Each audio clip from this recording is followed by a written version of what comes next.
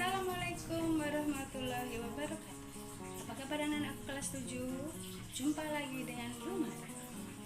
Hari ini kita sudah memasuki tahun baru anak-anak.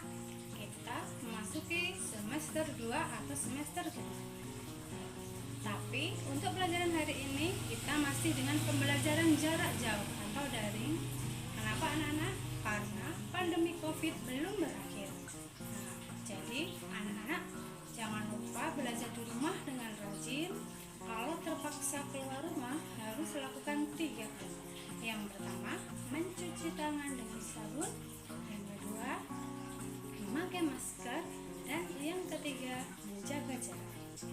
Untuk pelajaran hari ini yaitu pelajaran IPA biologi. Nah, langsung saja ya anak. Sebelum pelajaran kita mulai, kita berdoa terlebih dahulu. Untuk pelajaran hari ini kita mulai dari bab 1 yaitu tentang organisasi kehidupan.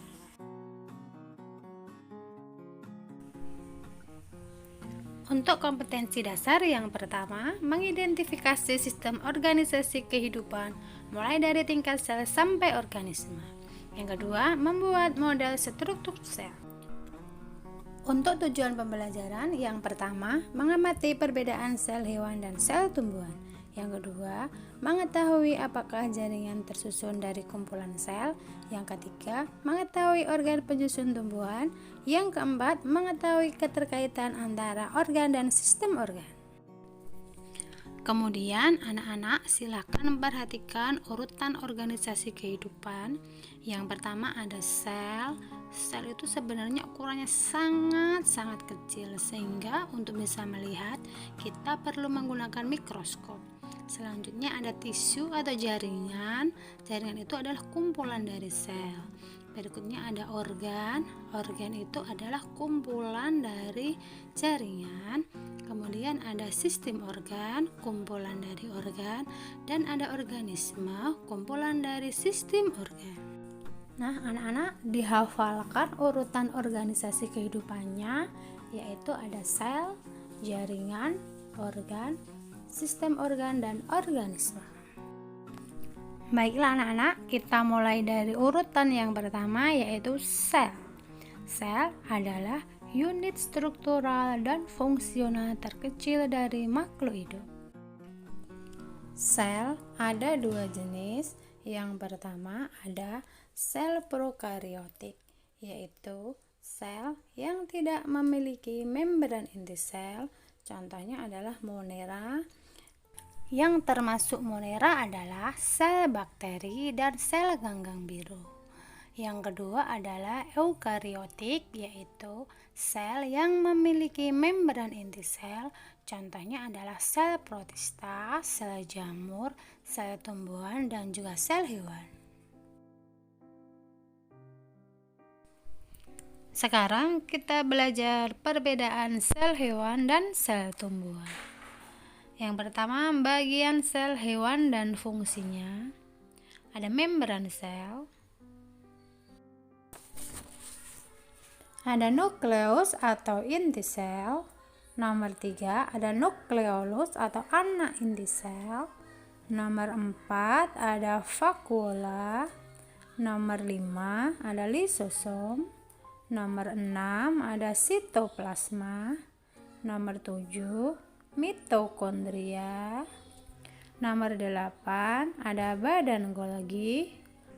9A ada retikulum endoplasma halus. 9B ada retikulum endoplasma kasar. Nomor 10 ada ribosom, dan yang terakhir nomor 11 ada sentrosom. Selanjutnya kita akan belajar fungsi bagian sel hewan. Yang pertama ada membran sel. Nah, ini gambar membran sel yang paling pinggir. Nah, fungsinya untuk mengatur zat-zat yang keluar masuk sel. Nomor 2 ada nukleus. Nukleus atau inti sel berfungsi untuk mengendalikan seluruh kegiatan sel. Nomor 3 ada nukleolus. Nukleolus atau anak inti sel bertanggung jawab dalam sintesis protein. 4 ada vakuola, berfungsi menyimpan cadangan makanan. Nomor 5 ada lisosom. Lisosom berfungsi sebagai fagositosis atau pencernaan. 6 ada sitoplasma, berfungsi sebagai tempat berlangsungnya reaksi kimia dalam sel. 7 ada mitokondria, berfungsi untuk tempat respirasi sel. Nomor 8 ada badan Golgi yang berfungsi untuk sekresi. Nomor 9 ada retikulum endoplasma atau RE. RE halus berfungsi transport lemak, RE kasar berfungsi untuk transport protein. Nomor 10 ada ribosom yang berfungsi untuk sintesis protein. Dan nomor 11 sentrosom berfungsi untuk pembelahan sel. Berikutnya adalah bagian sel tumbuhan dan fungsinya. Bagian sel tumbuhan yang pertama ada dinding sel, ada membran sel, ada mitokondria, ada kloroplas, ada badan Golgi, ada RE halus, ada RE kasar, ada nukleus, ada nukleolus, dan ada vakuola. Selanjutnya kita pelajari fungsinya masing-masing. Yang pertama ada dinding sel. Dinding sel berfungsi untuk memberi bentuk pada sel dan memperkuat sel dan pelindung. Yang kedua ada membran sel. Membran sel mempunyai fungsi pelindung bagi sel agar isi sel tidak keluar dan pengatur pertukaran zat yang keluar masuk sel. Yang ketiga ada mitokondria. Mitokondria berfungsi sebagai tempat respirasi dan pembentukan ATP sebagai sumber energi. Berikutnya, yang keempat adalah kloroplas. Kloroplas ini hanya dimiliki oleh sel tumbuhan. Fungsinya untuk membantu tumbuhan sehingga dapat menjalani proses fotosintesis dengan sempurna. Selanjutnya ada badan Golgi, sama halnya dengan sel hewan. Badan Golgi berfungsi untuk sekresi, yaitu mengangkut zat kimia ke dalam dan keluar sel. Setelah lemak dan protein disintesis oleh RE, badan Golgi mengubah dan mempersiapkannya untuk keluar sel. Selanjutnya ada RE halus dan RE kasar. Fungsi dari RE atau retikulum endoplasma halus untuk sintesis lemak, RE kasar untuk sintesis protein. Berikutnya ada nukleus atau inti sel. Sama halnya dengan sel hewan, fungsi nukleus adalah mengendalikan seluruh kegiatan sel. Berikutnya ada nukleolus atau anak inti sel. Fungsi dari nukleolus untuk memproduksi dan merakit subunit yang membentuk ribosom untuk sintesis protein. Selanjutnya ada vakuola. Vakuola memiliki fungsi sebagai tempat menyimpan cadangan inorganik dan makanan seperti protein, kalium, klorida, gula.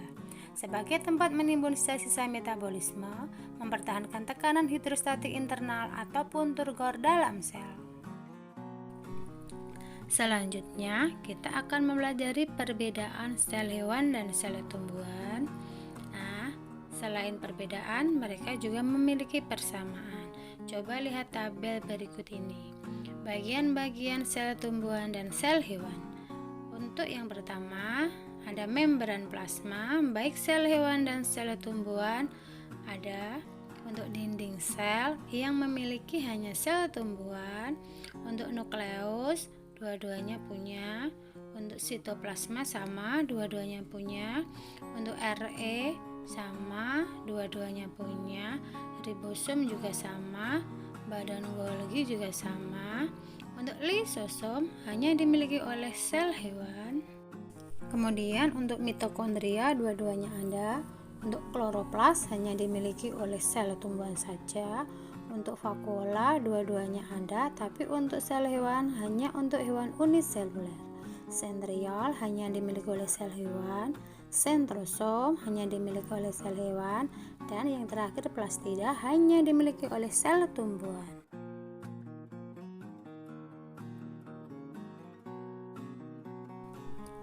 Berikutnya kita buat kesimpulan ya anak-anak. Untuk kesimpulan yang pertama yaitu sel adalah unit struktural dan fungsional terkecil dari makhluk hidup. Dikatakan struktural karena setiap makhluk hidup tersusun atas sel-sel. Dikatakan unit fungsional karena semua fungsi kehidupan berlangsung di dalam sel. Kesimpulan yang kedua yaitu bagian-bagian sel hewan dan sel tumbuhan yang sudah kita pelajari tadi di depan ya anak-anak. Kesimpulan yang ketiga yaitu perbedaan sel hewan dan sel tumbuhan.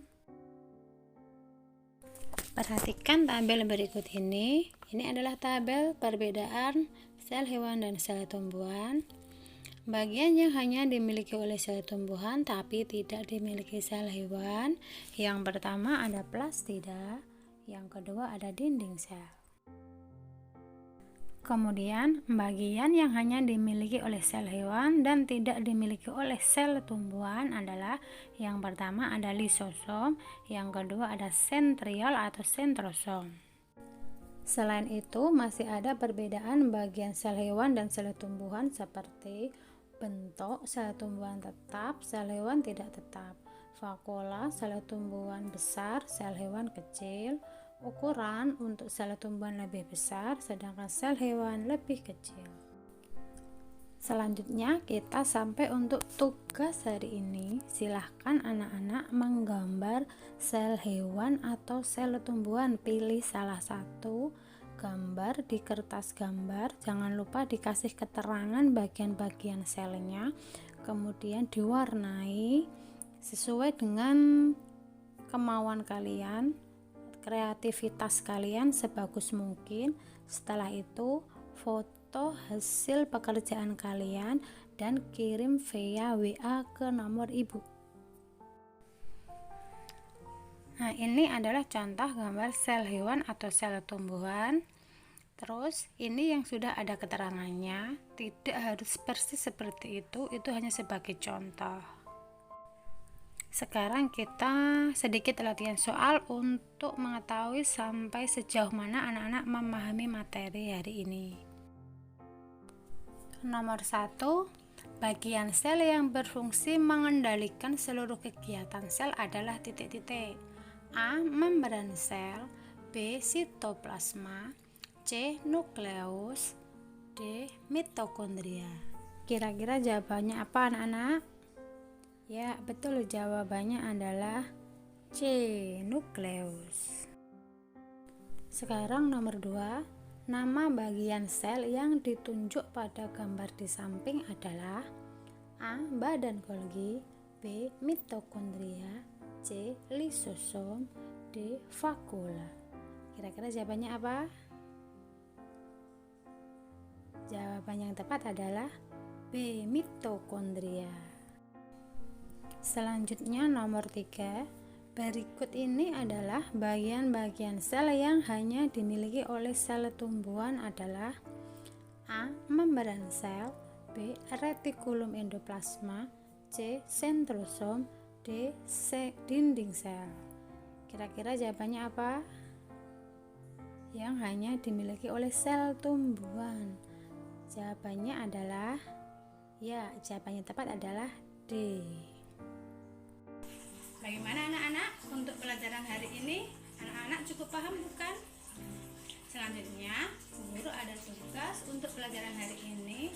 Tolong tugas dikerjakan. Jangan sampai kalian tidak mempunyai nilai tugas, karena nanti akan berakibat nilai rapat kalian yang kurang bagus. Ingat ya anak-anak, rajin belajar. Kalau terpaksa keluar rumah harus menggunakan masker. Terima kasih untuk pelajaran hari ini. Assalamualaikum warahmatullahi wabarakatuh.